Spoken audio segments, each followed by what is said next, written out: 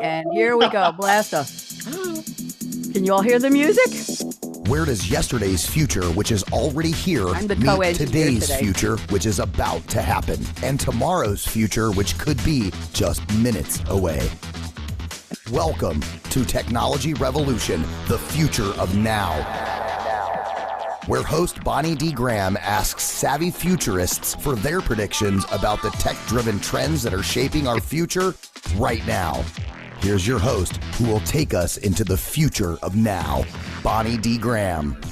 Thank you to the wonderful voice who introduces me. I'm Bonnie D. here in the house. Happy to be here. It's our second show in the regular format after my crystal ball predictions. I did 5 weeks of crystal balls. Many of these people were on the crystal ball sessions this year, and we had a really good time. I think I spoke to 38 futurists with a potpourri, maybe a portmanteau. I'm in the French mood today. I don't have a croissant, but I'll go find one. Bob, look up. We want to see that beautiful shirt you've got. Bob bought a new shirt for the occasion. I'm talking to those insiders who know how this works. I'm sorry, Bob. And he's got the gorgeous background. You're competing with me.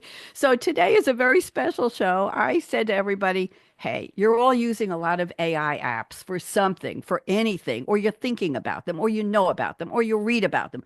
Bob Ficken sends me in text messages and emails lists of apps he's aware of. Dan, you wouldn't believe how many Bob sends to me. He'll send me 3 or 4 or 5 or 10. He said, look at these.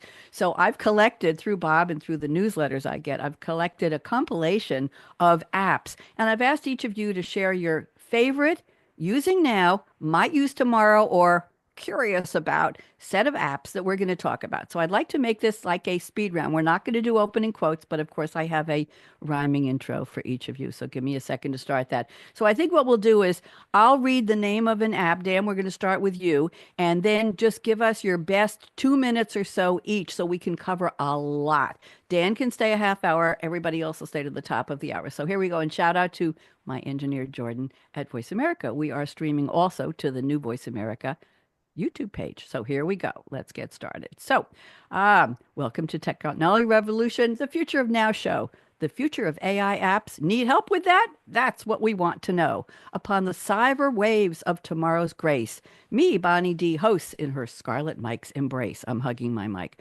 5 futurists today share 40 apps they use or may tomorrow. Time will tell if these apps bring smiles, ho-hum, or sorrow. Boo-hoo. Watch and listen. You might learn something new as we curate fresh AI apps to work and play for you. Here we go. Dan Geller, raise your hand, wave when I call your name. Dan Geller, SMB marketing advisor in the AI sphere. For brands big and small, he crafts strategies so clear. With the in-field experience, he teaches the business game, turning AI insights. I'm going to make sure we're streaming. Yes, we are. Turning AI insights into actions to amplify their fame. Dan, I'm delighted to have you here. And a shout out to somebody who you're driving to college. You want to give a name?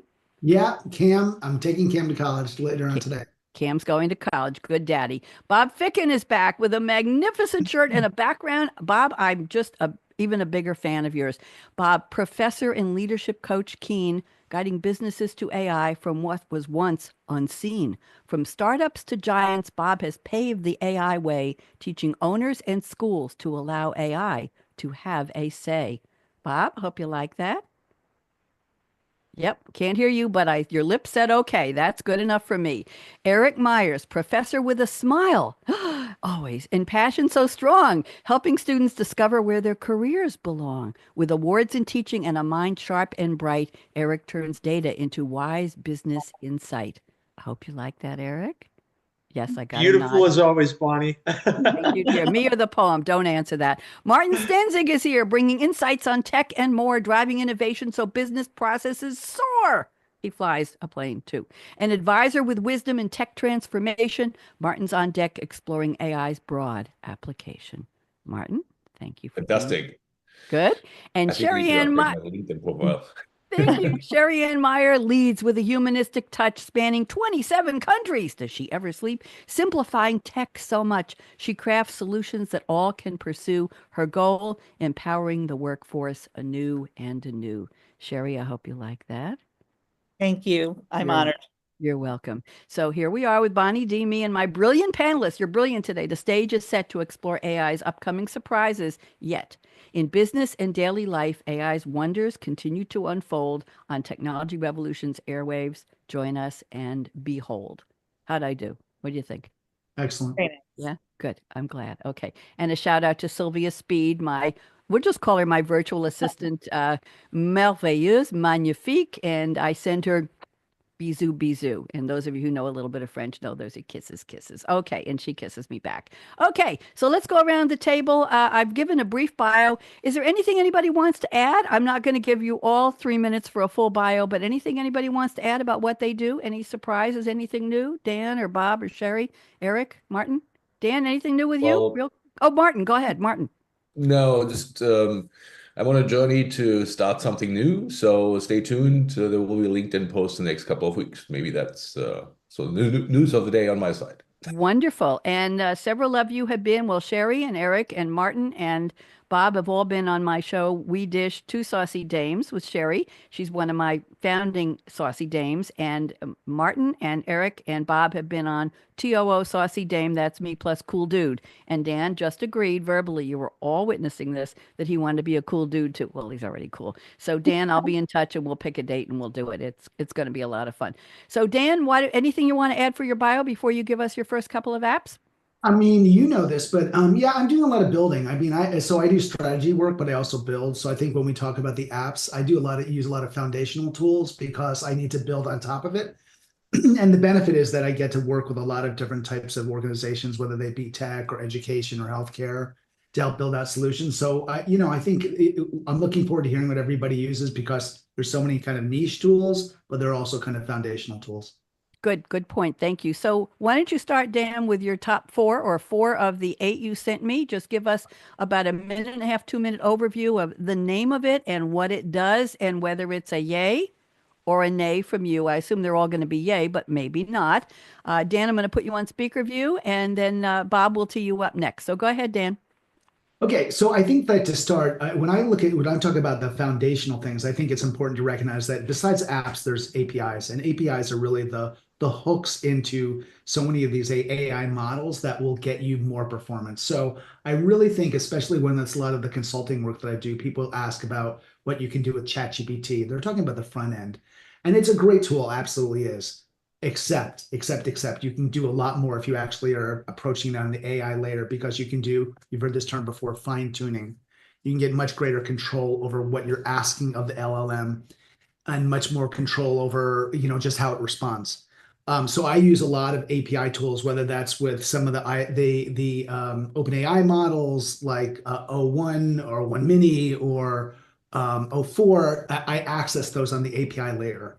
And so I think of those all as kind of like mini apps that let me get in. I also use APIs also to do things like grab data from other places. It's a little piece of software that lets you hook into data sources. So that's important when you're thinking about building things. The next thing that I speak to that I think a lot of people know is a tool called make.com. Make is essentially a really great tool if you're building. It's kind of like Zapier. And it basically is a series of kind of modules or gates that you can pull data from one place, access it, do something with it, mix it around, have it do something and move it somewhere else. And so a lot of small to medium-sized business applications where if you don't want to build out a full application, i.e. read hundreds of thousands or millions of dollars, if you don't want to build out something that's for enterprise necessarily, you would use a tool like Make. So I use Make all day long. Where can people find that? Is that make.com? They can go to make.com. Yeah. Okay. And it's and of course people should reach out to me if they want to learn more about it, and I can tell them more, give them more examples. But Okay. absolutely, it's a great tool. It has a learning curve, absolutely. Don't get me wrong. Okay. I'll give you an example. I said one of the tools that I like is my custom built apps. And I use those first two things, the APIs and then Make, and I use a bunch of other things. I build custom built apps. And so I build custom built apps for clients as well as for myself. I'll describe one of them that I've just built recently. Agents are in the news, right? Where everybody's hearing from AI is that AI is going to be agentified, or it is being agentified. You can pay for agents that do different things. I build agents all day long. A small recent app that I've built that I'm building on that'll just continue to grow is basically a multi-agent personal app that I talk to. And so what it does is that I talk to this interface, which anybody can get. Like you can use Slack, you can use Telegram, you can use WhatsApp. It hears me, and then through tools like APIs and Make, it makes sense of what I'm saying. So if I say I want to schedule a meeting or if I want to research something, it understands the category of what I want to do. And it uses what I call a conductor agent. And it takes that and understands and then sends it to the right agent for the job to be done. And so I have a bunch of these different, and I'll probably add 20 or 30 agents for like the high level things I need to do. And this will autonomously, essentially, I can talk to my computer all day long and it gets my work done for me. So How, that's Dan, how does it get work done for you? You say I have a meeting. What does it schedule it it? books the Does it? meeting. It checks if I put in, so if I say I want to check to see, I want to write an email to you and I tell it Okay. what I want to write about you, it can go back into my database, find you, find the information about you. It understands the context of who you are in our relationship, as long as I load it in a database of all my things. Okay. And it will, and I'll say, if I say something like write a letter to Bonnie about being in her cool dudes thing and suggest a date, it'll look on my calendar, find a date, look up you, send the email, and then send it in a draft in my Gmail. Interesting. So all I say is a few words and it's doing the work because it's doing all those hooks. So it's like it's a virtual assistant in a way that you're talking to. It's just not a person who's somewhere else. It's an app. Right, right, Okay. exactly. And it's pennies to do that. Okay. And the last thing, which I would suggest, which I think a lot of people know, is Notion. And the reason I use Notion is that when you're building stuff on in AI, one of the fundamental truths is that you need to keep your data somewhere, right? You need to store data, and you can put these data in different places. You can put it in what they call RAG models and vector databases and things like Airtable. Notion, which probably some of you have used, is it's a mix of like presentation software and writing software and databases, however you choose to use it. But what it does is it's in the cloud. So when you store stuff, whether you store your writing or you store your research or you have a database, what you can actually do is connect that in through AI, through tools like Make, and you can actually write and retrieve information to it.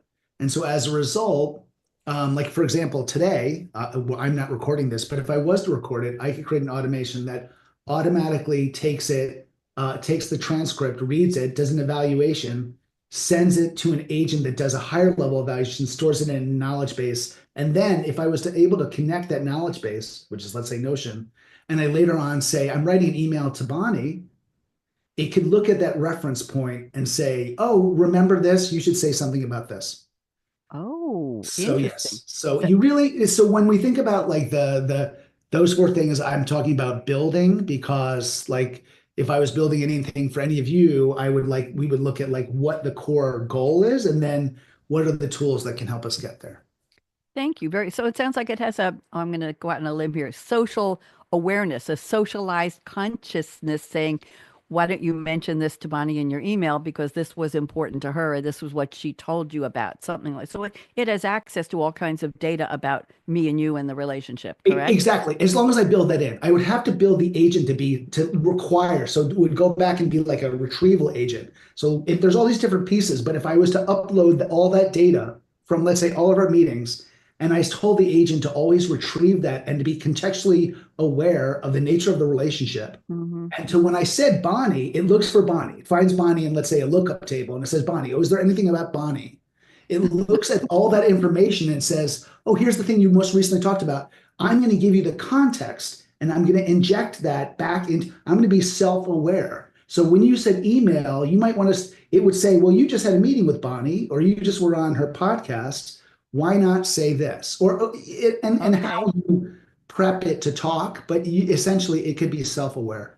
contextually and socially gracious, perhaps we could even say. Yeah. Attempting to be socially gracious. That's interesting. When I'm emailing, I'm not that busy that I would need something like that, but I always try to think of what can I say to that person that would let them know I think about them or I care about them or I'm paying attention to them.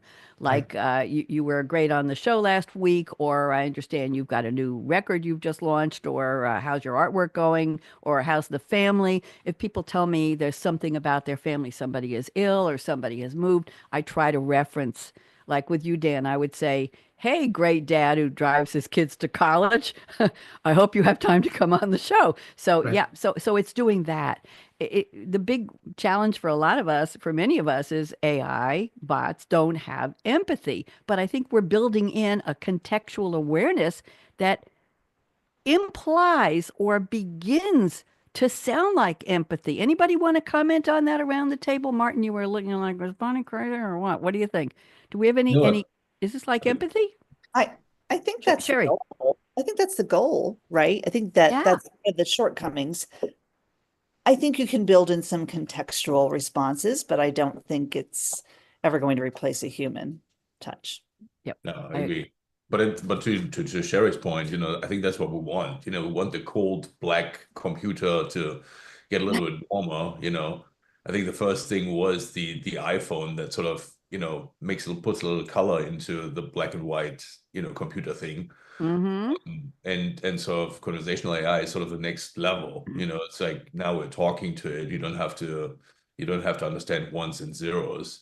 So it gets us to the next plane, but there is sort of, I think there's sort of the thing where I'm as a business user sometimes things like, okay, enough with the talk. Let's get back to the basics. So there's a fine line between just putting sort of the verbalization on something that I can do with 2 clicks, and I'm like, that's sort of what we have in the business world, that everybody got the memos, like we need to do more AI, and now everybody Yeah. desperately tries to turn any functionality they have into AI functionality Yep. and sort of slap a conversational AI piece on top of it, where you sometimes say just like, stop, it's like, Yep. I want all the goods, yeah, but I don't want the superfluous stuff where you just don't make it more confusing, or you suddenly hallucinate news, as I think we've seen in the news. So it's let's leave that out. Well, we all succumb to the shiny new thing syndrome, don't we? And that's where we are today. I'm going to move on, Bob. I'm hoping we get. Oh, Dan, go ahead, quick. I I just want to want get to make a point about empathy, Yeah. and I'll give you an example, and I'll try to make it brief. So I was working on it's a very big project, and I was one of the kind of founding partners. It was pretty big, called LendingHand.ai, and LendingHand.ai was intended to respond to all these like weather conditions, global warming things where people are at risk. So we were trying to work with the hurricane, the people that were at risk in Mhm. Florida and in North Carolina and Tennessee. But it's a platform that we're building. It's going to need some more funding because there's a lot of data that has to be handled, and it's just-in-time data that would be agentic, that would be AI powered, that would allow people to get the response they need just in time when they're sitting on a roof. So as long as they have any connectivity, the agent would connect them to just-in-time data. Now, talking about the empathy, and like I'm very aware of like what Martin says, and I think that there are sometimes AI is not useful, although I think there are so many times where AI is. That's what we're talking This is about an today. example of Yep. it using data in a purposeful way. From the empathetic perspective, there's two factors that we were creating in the agent in this experience is that you can code in kind of a presentation layer that the agent that's talking to you is empathetic. They appear empathetic because they are acting empathetic. But Mhm. there's another factor in like design of software is the nature of what we were fundamentally doing is if you're responding to a person's need just in time, specifically to what they are asking for, that is empathy, right? To actually recognize the person's condition and then respond to something that they need and follow up is empathy. Whether you're saying it coldly or not, it's not just about presentation, it's about the execution of the thing. So I think when we talk about software design, and I think like I imagine some of the enterprise projects that Martin's involved with going forward, I think it's not just the design of the conversation agent, but actually how does the experience show up and the data be handled in a way that Martin's clients can say, okay, let's say, researcher that needs pharma information, what is the value that it can have the highest impact to them at that moment in time? Thank you, Dan. I want to move on to Bob. We have a bunch of apps Bob wants to talk about. There he is. Bob, I love that new background. You have never shown up with a gorgeous design like that. You always look great, but we've never had a background before. You want to tell me how did you do that, Bob? Well, why don't you explain it, Bonnie? Because you created it. I did? Are you sure? Was it me or was it Mary Nunaley? It doesn't It look was like. attached to your email. I think it was in one of the newsletters that I was reading, the Neuron or one of those, and it was, and you, I love it, Bob. Bob, you're very, very low. I want you to yell out 4 apps that you want us to talk about. We want to hear this. It's important. Go ahead, Well, Bob. the whole industry is in shock right now because of DeepSeek Yep. turned everything upside down yesterday. So the one I'm going to talk about is Lucy.ai for anyone that wants to look it up. It's a fantastic receptionist. It replaces any receptionist you might need, takes all the incoming calls. Once they've called more than once, it already has their information. It calls them by name. It addresses them by name, by title. And if you hook your Calendly up to it, it can schedule appointments for you. So it's pretty cool if you're a small, 1-2 person shop, and you're not in your office all the time to take calls, and you want someone to be able to do it and set up your appointments and things like that. It has subscription rates anywhere from $39 on up, depending on what you need. And I think it's incredible. It does a fantastic job. Next one. Next one. This one is a favorite of my daughter's. It's called Any Dressing. You upload a photo and then you pull in the clothes you want to try, and it puts them on the photo you send in. So you can see what you look like in it already. Personally, I don't care about that because, But Bob, wouldn't it be nice to see how fabulous that new shirt looks on you? my daughter and her friends are absolutely in love with it because they can try on clothes without leaving the house. Okay, what's your next? Bob, I want you to yell a little bit louder. We're hearing you, but it's very, very soft. Come on, just a little bit more volume. Yell at me. Go ahead. Well, the other one, I don't even know if I want to publicize it. It's called Uh-oh. Academic Help. And what it does is it has plagiarism checkers, APA checkers, AI checkers, all kinds of things that you can use if you're a student, or I would think even if you're a professor, where you can go in and use all these different tools and all that to line your paper up correctly, make sure it's called Help. Help, H-E-L-P. Academic Help. Academic help, Sherry. Okay. I think I have a My link in the daughter, invitation. teacher is looking at me going, "Ooh, that sounds interesting." Yeah, I've got them all open on my desktop in case anybody wants to see them. The other one that I'll talk about real quick is Travel Wrap.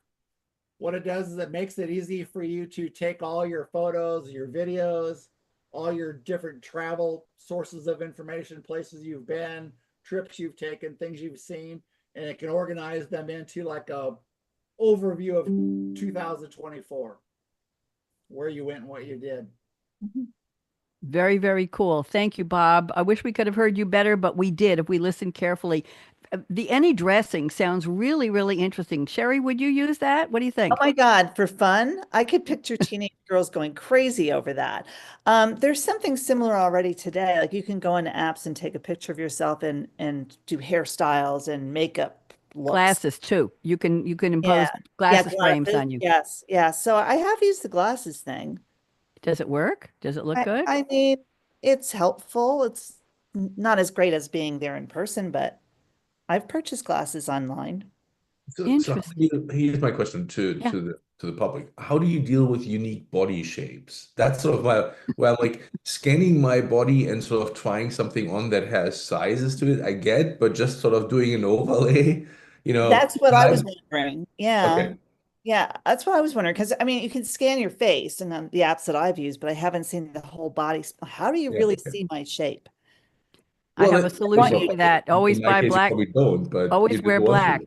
my solution is always wear black. It doesn't Always matter. wear black. Always wear black. It just works. I'm sorry, Martin. I was talking over you. Go ahead, Martin. What were you saying? No, it's all good. No, but this is sort of where I think there's huge opportunities there, and I think we had that in one of our technology revolution discussions. I think at some point in time, you will use your iPhone to just scan your whole body, but three-dimensionally, and then you can do a fit adjustment, and you can get the right size, but just overlay a picture. There's always that thing of, yeah, it looks good, and then you get it to the house and you try it on, and it's like, yeah, I'm What was not I in thinking? Excel anymore. I'm now, What's the big return up. policy? Yeah, Right, exactly. right. I always read the return policy. I'm sorry about this and what country it originated in. And I bought some beautiful dresses I thought online at a company I wasn't familiar with that had a great website and everything came. It was almost like soft plastic that could have been a kid's Halloween costume. The quality was horrible. I bought some earrings. They were falling apart. One second, Bob. And I went to return it and they said it will cost you $75 US dollars to return it to us in Asia.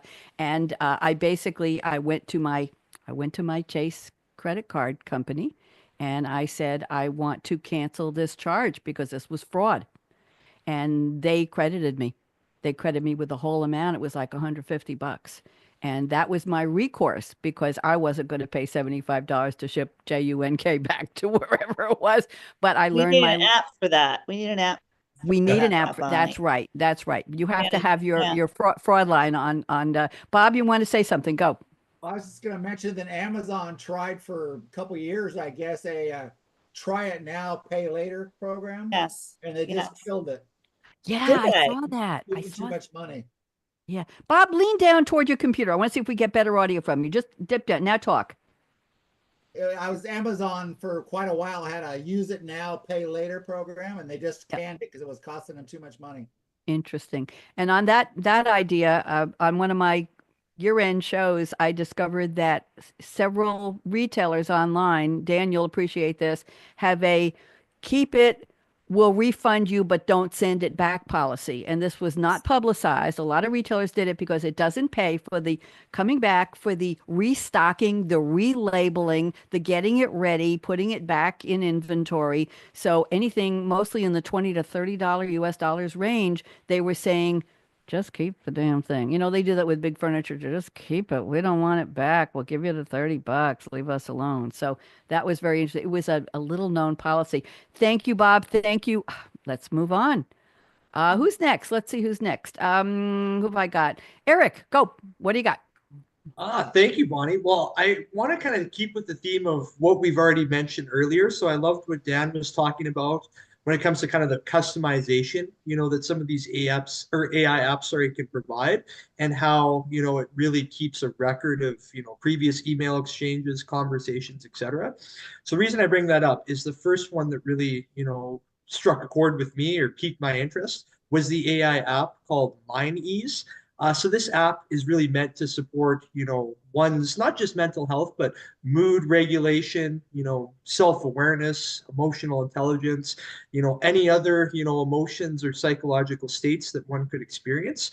And the reason I'm, interested in that and continuing to learn a little bit more is we all have, a pretty similar definition of what stress is, what happiness is, sadness, etc., but it slightly differs from each and every one of us, meaning my version of happy might be a little bit different than Cherry's, might be a little bit different from Martin's, Bob, Dan, even yourself, Bonnie. So having that kind of customization, for one's mood, strategies for how to regulate, one's mood in either a not so, if one's experiencing, not so good moods versus good moods, I think that's, really unique. And I think one that will never again fully eliminate the need for human face-to-face, connections like Cherry was mentioning earlier, but I think can certainly help fill the void of, maybe some of the pitfalls that AI has, had in the past and even a little bit to the present. So that's the first one that really, speak or sparked my curiosity. Second one is Shopwise. So not quite for, fitting into dresses, I guess, or what Bob was mentioning earlier, but we all have different, shopping preferences. Bonnie, on your Cool Dude show, with you and I a couple of weeks ago. We talked about, how much we both like to dress up and just, dress for success, so to speak, whether it's Yep. to the grocery store or on, a nice date or trip or airplane ride. We both dress up for the grocery store. I'm the only one in red boots and lipstick and done hair and jewelry and a black dress and tights. Oh yeah, go ahead, Eric. I knew we had something in common. Go ahead. Yeah, I had to bring in some fashion, talk, so to speak. But when we go to the grocery store or wherever we like to dress up, I think Shopwise, is going to be a huge, or even a more popular AI app as people will decide. Next time I'm on Rodeo Drive, let's say, or deciding what I want to purchase, what's the next suit color going to look like? How is it going to fit properly, as we all are kind of worried about, when it comes to just the uniqueness of, how we dress up. I think that's one that, is going to continue to be more common, not just on, high-end fashion, but any type of, retail fashion purchase. You're shopping on Rodeo Drive? I want there's nice to, Bonnie. I want to go with you. Sherry, we'll go shopping with Eric. 100%. Okay, Eric, what's your I next treat the one? best as they deserve too. So Rodeo Drive's all on me next time, guys. Oh my goodness gracious, you must be doing well. Go ahead. No comment. You already made a comment. Eric, what's your next one? Go ahead. Next one is keeping with the theme of travel, Trip Planner AI. So many of us are in different geographic locations, both within Canada, US, internationally. And when one is traveling or one is wanting to see different cities, whether it's for work, work/business or personal pleasure. Yeah, there's tons of resources that are already available right now on Google or, physical copies of travel books. But Trip Planner AI, I think, really provides an efficient way of just finding out what are the best restaurants from where I'm staying. What are the best shops that I might want to check out? What are the best coffee shops or cafes? What other, touristy things might I want to experience if I decide to go to Seattle or Chicago or Boston, New York, etc. So I think for those that have, the itch to book a trip or, want to go on a vacation, Trip Planner AI, I think, is one that's going to be a good fit for you. Thank you. What's your next one? The next one I have right here is, we talked about mood sync. So I would say, Storycraft AI. So what Storycraft does is, for those that have a little bit more of not just an artistic side, but are looking at wanting to share, their experiences, into novelty, fiction, nonfiction, etc., instead of having to manually kind of write, everything down from scratch. And I know, other AI platforms can assist with this, but it definitely helps add kind of a unique, kind of customized, as we were talking about earlier, approach to novel telling or novel creations, catered towards, the audience or demographic that one wants to publish, their book or, script towards. So it's not, I guess, only for writers or those that, want to, write a novel or are interested in novels, but one that I think can further enhance, the efficiency of that and just making, a novel more customized and I think applicable. As we were, explaining earlier, I think that's going to be one where, there's going to be more interest and curiosity. Thank you. And Bob says there's one called Any Dressing AI dress up app. Try clothes on. That's another one. Thank you, Bob. Interesting. I just entered a 12 short stories in 12 months challenge with an author coach in South Africa named Mia Botha, Botha. And today is the deadline. I've been working on my short story for 2 weeks. The first challenge is 1,200 words exactly. Do you know how? Okay, don't even. I've been going over by 45 words, under by 3 words. I've been playing with a word here, a word there. I've been using my Microsoft Word thesaurus, and I have to enter it today, but I didn't realize that her submission form, she gives you exactly 24 hours on that day. So she's in South Africa time. I'm in US East time. I have to have a genre. I have to have a teaser, which I have never written for because I haven't written my novel yet. I have to have all kinds of things. Warnings. Is it going to trigger anything in anybody? Is there anything bad in it? Anything that's difficult?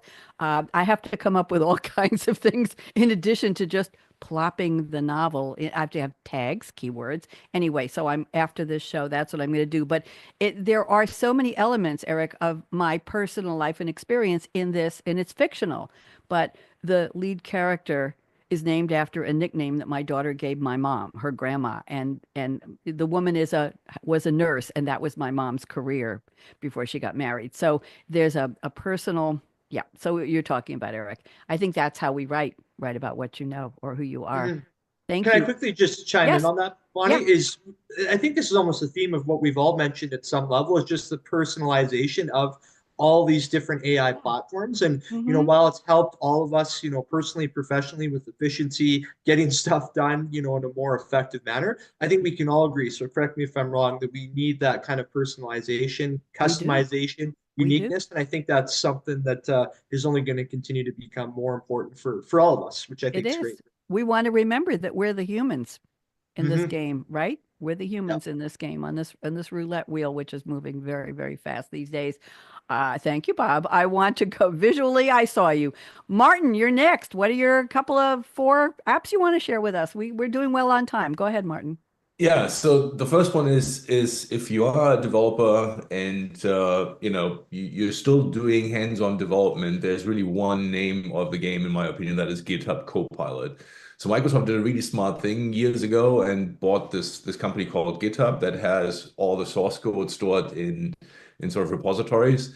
And back in the days, I already looked at my colleagues and said, that's the smartest acquisition I've seen in years. And they didn't just acquire the company, they really did something with it, and they turned it into this GitHub Copilot, which in developer speak is this is our standard. This is sort of the benchmark that everybody has to live up to now.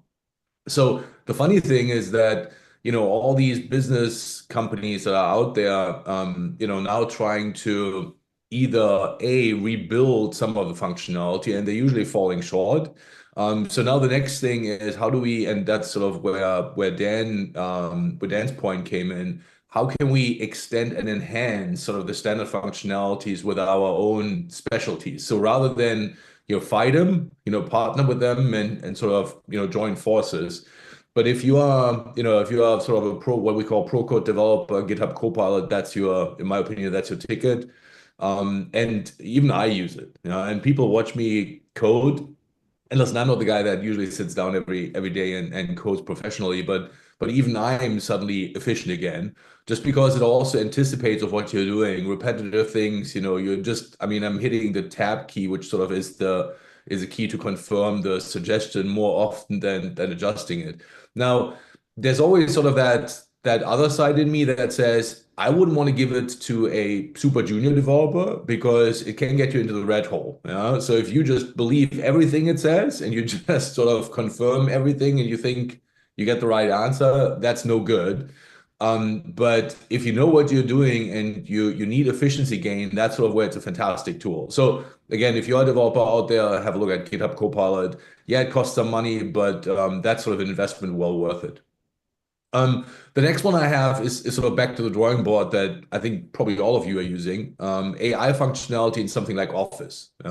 So when I'm writing emails these days, there's this little tiny thing on the right click with a mouse that's called the writing tools. Mm. So you can essentially take the notes of what you want to send to somebody and says, make it sound professional. And then you can determine whether or not, you want to replace the office text with what you had there. And so very often I sort of just use that. And then obviously make my own readjustments, but I don't have to sort of think about, what are the sort of the additional text phrases that I should put in there in order to make it cohesive and consistent. And so it's really fantastic. I mean, I can highly recommend it. And it's a lot of what I'm describing here is sort of business efficiency. You want to save another 15 minutes of time. It does not, and for the record, it does not replace the Sherry Ends of this world or the Bonnies of this world that can really take it to the next level. But Wait a for minute, wait a me, minute, that wait a minute, wait a minute. Sherry and I have to do a thank you. Thank you to Martin. Come on. Thank you to Martin. Okay, now you can continue. And No, Bob, wait, Bob, you're but going to that's sort of, in introduce my the dog. opinion, that's sort of where I would say it gets us to the okay level, from the subpar level to the okay level. If you want great, that's in my opinion where you still want the humans involved, and that's exactly I think the benefits that people like Dan, myself, Sherry, everybody here brings to the table that, we're getting you not just to good, we're getting you to great. But we're also not afraid of using the tools, the efficiency tools, to get us to take the day-to-day activities that sort of is common out of our workplace. So the next thing also in the office space is designer. Also one of those functionalities that some of you might have popped up. So for years, I always look at my PowerPoints. I'm like, oh my goodness, what am I doing with this? And unless you have a good marketing team that is constantly available on a moment's notice, in a lot of cases you have to fend for yourself. So where this AI functionality comes in is they actually look at your PowerPoint slide and they're essentially saying, Martin, nice try, but let's rearrange some things. So they're giving you suggestions as in how could you spiff up your PowerPoint slide. Now, again, doesn't work in all cases. Sometimes I'm so bad that even designer can't do anything with it. But the great news is in a lot of cases, you have good suggestions that you can sort of just apply. That leads me to my third idea, or my third usage, which is ChatGPT. Previously it was called DALL-E, but now they sort of moved it back into ChatGPT. What I'm talking about is really the generation of clip arts or images. When I built my business presentations, I always have, sort of a stream of consciousness. I have this red line in my head where I'm just putting slides together. But on a lot of slides, I sort of have the text, but I want sort of, in order to loosen it up a little bit, I want a graphic, I want a clip art that represents sort of what the text means. And again, if you had 100 people marketing organization that you're continuously do your fed, it would be great because they would have some really professional graphics. In the meantime, though, what I found is you sort of go to ChatGPT or any other of the conversational AI applications that are out there, and so if you feed it with the information of what you want, need a graphic of that, shows the integration of business system A with business system B, give me something, and you get the first graphic and you're like, yeah, close, but don't make it look so archaic, looks more modern. So you go through these iterations, and within 2 or 3 minutes, you have a clip art you want. You say copy paste, you put it into your PowerPoint presentation. Voila! You have a much better slide than what you had before. So that's sort of the next one where I gained a lot of efficiencies, because rather than now having to build my own clip arts that never work out for me, at least, just because I'm not an artist, I'm not a creative person. The good news, I think, is I freely admit I'm not, and I need help. So the question is, where do you get the help and how do you get the help? And AI is my friend on this one. And then the next one is the one that I think today everybody's using. We're talking about transcription of online meetings. Everybody adds their transcription chatbot to the meeting. You sometimes feel like there are competing chatbots already coming in that all want to transcribe it. And they have different levels of sophistications.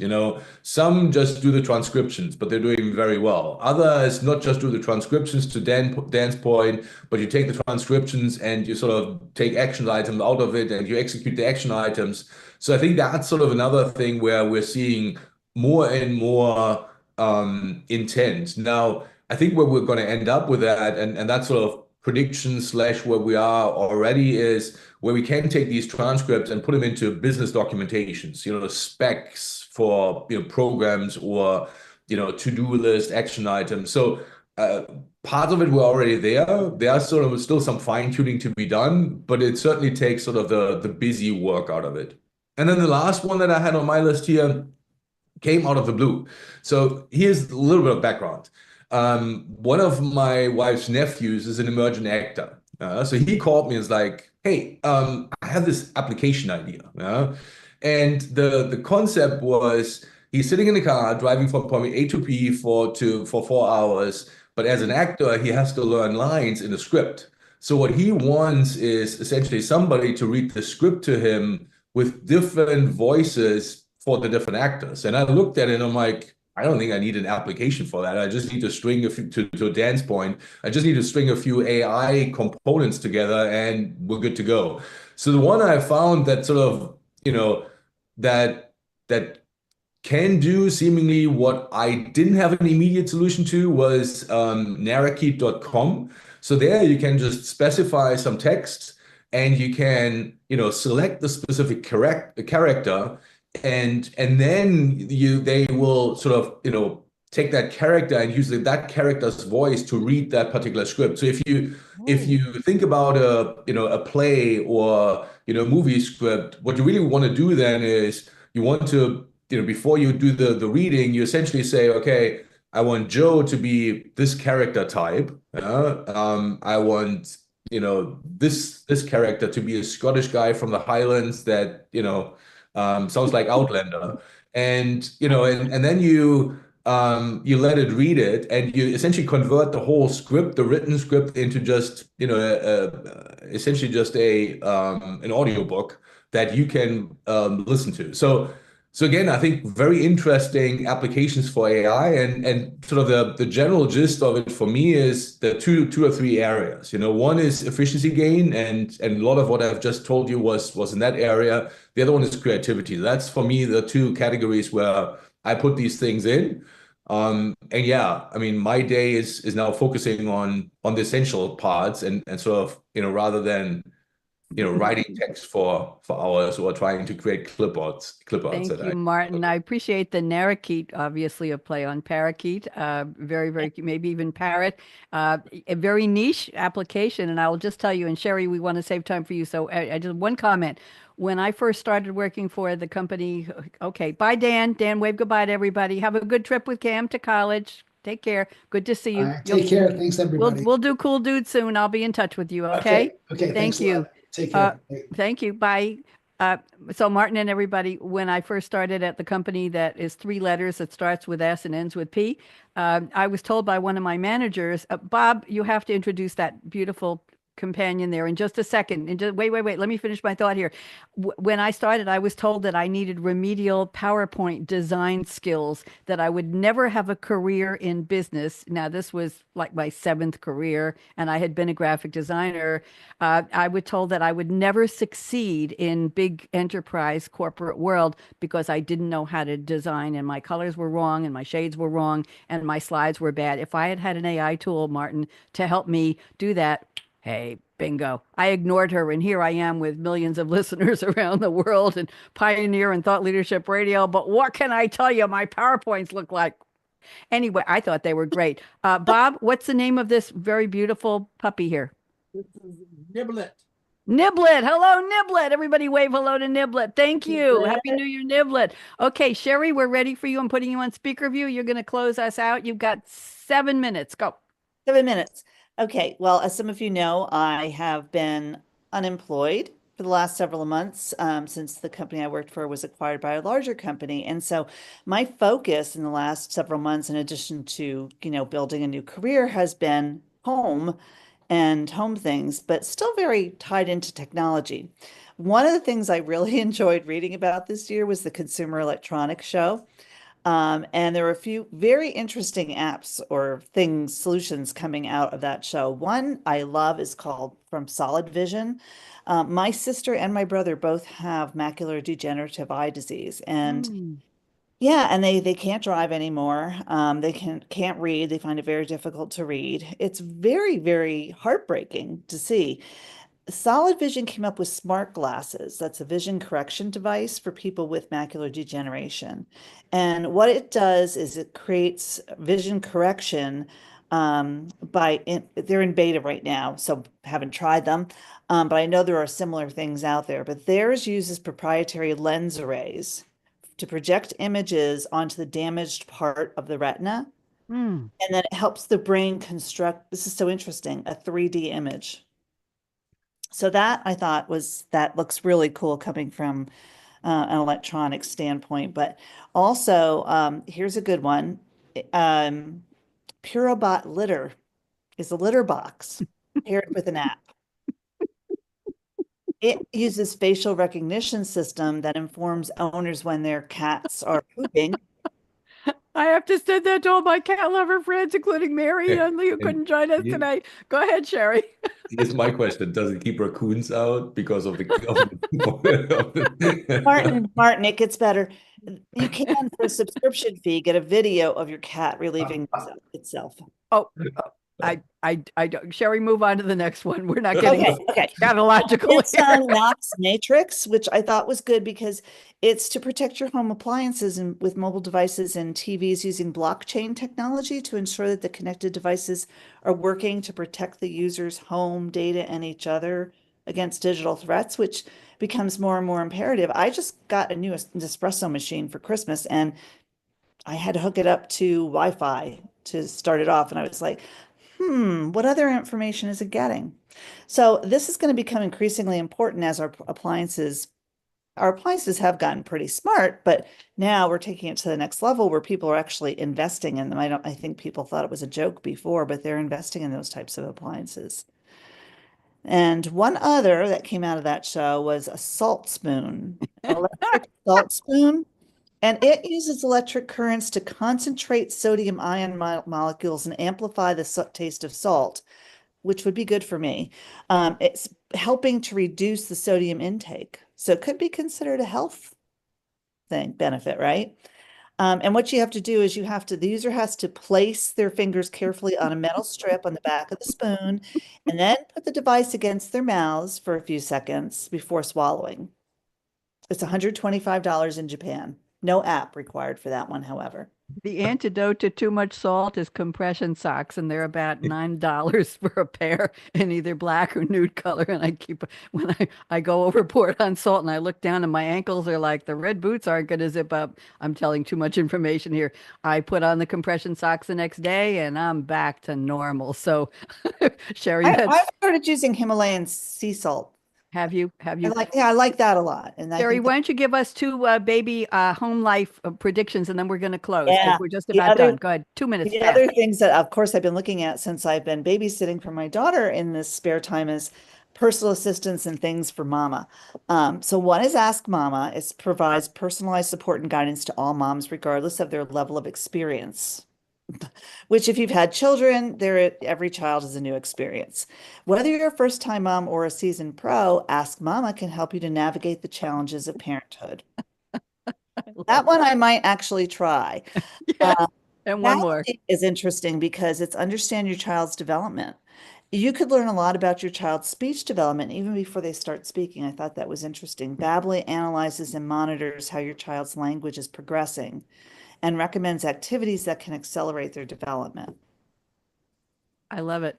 I love it. One of my granddaughters, who is now a graduate student in museum science and is going to be going to law school next after she gets her master's, and she graduated from an Ivy League college. When she was about 2, she talked to my mother on the phone, and it would, and we couldn't understand a word, but we knew that she was brilliant. We just had no idea what she was saying. Yeah. And she's just going to be a perpetual student, adding degree after degree. She's very, very successful and bright. She was a professional photographer at the age of 12, hired by real estate companies to take pictures of, houses and beaches and all that good stuff. Anyway, it would have been interesting to know what she was really saying. We're just about out of time. I think, 1 minute. Thank you, Jordan. And I will play the outro music. I want to thank the 4 of you, plus Dan Geller and Mary Nunley, who couldn't join us. She had prepared them. I'd like to do a part 2 on this in about a month or so. Would you all like to come back with more apps? What do you think? Martin, good? Eric, good? Bob, we'll work on your audio. Sherry, you won for the best audio of the day. Sharp and clear. Thank you. I think you had my mic. And Dan as well. I would like to do a part 2 because I think this is interesting. And maybe we'll pick a niche for each of you. You'll just find 4 or 5 more apps, and I'll mix up the order. Sherry, you'll go first the next time and see if we can get Mary back, and let's just have a lot of fun with it. So, Jordan, are we ready for me to play the outro music? Jordan got to give us a sign. We'll follow your lead with the close. So I'm going to close with this, and let me get my app here. Speaking about an app, we've got Apple Music teed up. I'm going to start this, and let's see if it works. So hold on. Here we go. Are you tired of hearing the future is already here? We are too. That may have been yesterday's future, but today's future hasn't happened yet. Take a deep breath, tune out the hype, the noise, and turn up the volume. Voice America brings you savvy, art of the possible technology visionaries talking about how today's innovations right now are shaping every aspect of our real future. We'll laser focus our spotlight on workplace, health, digital media, transportation, smart cities, social marketing, fashion, food, smart home, consumer gadgets, and buzzworthy tech like artificial intelligence, machine learning, Internet of Things, augmented reality, and lots more. Clear your calendar and open your mind for Technology Revolution, the future of now, with the most upbeat host on global radio, Bonnie D. Graham. Listen anywhere, anytime, on any device. I have to tell you that promo was recorded about 5 years ago. And I found it, and it still works. Look at all of the topics that were mentioned: AI and machine learning and IoT and home and health and everything. So Martin had to drop. I'm going to say goodbye to all of you. Let's wave goodbye, and thank you to Jordan for being our engineer today, and goodbye to social. We're going to stop that now. Don't go away. And I'm going to stop the recording. We said goodbye